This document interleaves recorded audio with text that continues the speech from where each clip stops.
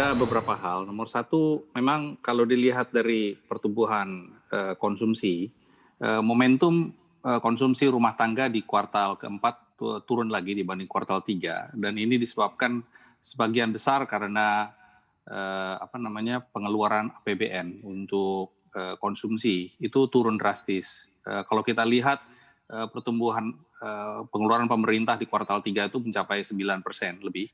Sementara di kuartal 4 itu hanya 1%.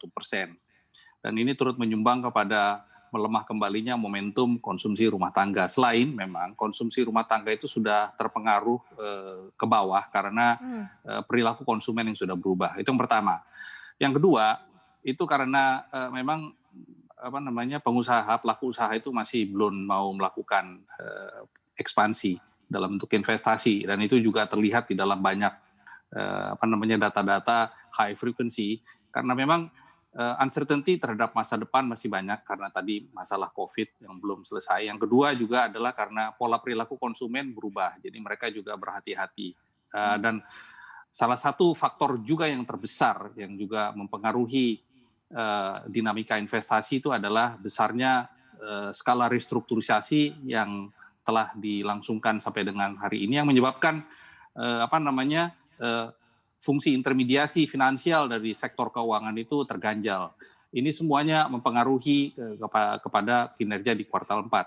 Dan jangan lupa juga, kalau kita lihat dari sudut nominal, memang kuartal 4 itu secara teknis kan tidak sepanjang kuartal 3. Kita kuartal 4 itu kehilangan setengah bulan karena biasanya pada pertengahan bulan Desember memang pelaku usaha itu biasanya sudah winding down, sudah mulai tutup buku, sehingga praktis aktivitas di sana sudah tidak ada.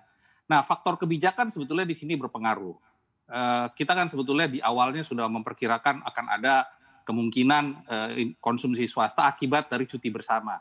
Tapi last minute kan cuti bersama itu ditiadakan, sehingga akibatnya efek konsumsi yang mungkin sebetulnya bisa muncul dari akibat cuti panjang, liburan bersama itu akhirnya hilang karena faktor cuti bersama itu ditiadakan. Saya rasa itulah semuanya mungkin elemen besar yang mempengaruhi kinerja di kuartal 4 di tahun 2020. Oke.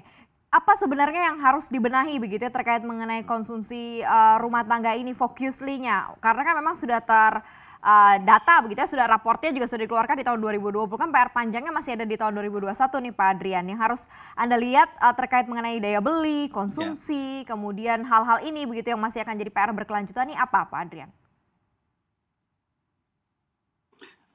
Nomor satu yang pasti itu adalah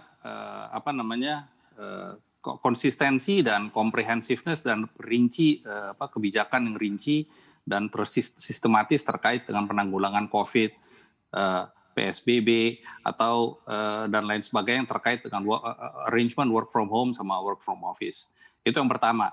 Jadi umbrellanya atau payung besarnya yang terkait dengan disiplin kesehatan dan cara dan teknik bekerja itu adalah satu teknik. Yang kedua, yang perlu kita juga cermati itu adalah memang akibat dari turunnya momentum bisnis yang menyebabkan 29 juta orang itu terpengaruh pekerjaannya, itu pasti mau tidak mau akan terganggu konsumsi masyarakat, karena memang saya sudah melihat secara anekdotal dan secara sporadis ya bahwa pendapatan masyarakat bawah itu sudah mungkin turun secara nominal sekitar 60-70% ya, dan juga terjadi perubahan di dalam kualitas konsumsi mereka, dan ini menyebabkan secara agregat konsumsi masyarakat tuh susah naik.